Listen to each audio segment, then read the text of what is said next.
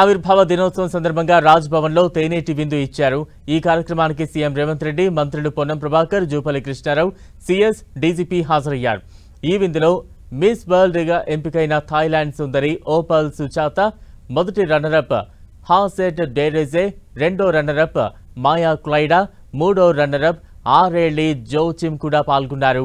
రాజ్ భవన్ ను సందర్శించి గవర్నర్ ను కలిశారు. మిస్ వరల్డ్ కిరీటం గెలిచిన సుచాతను గవర్నర్ సన్మానించారు. వారితో కాసేపు ముచ్చటించారు. తెలంగాణ ఆతిథ్యంపై మిస్ వరల్డ్ సుచాత స్పందిస్తూ తెలంగాణ సంస్కృతి సంప్రదాయాలు బాగున్నాయన్నారు. తెలంగాణ ఎప్పటికీ తన మనసులో నిలిచిపోతుందని చెప్పారు.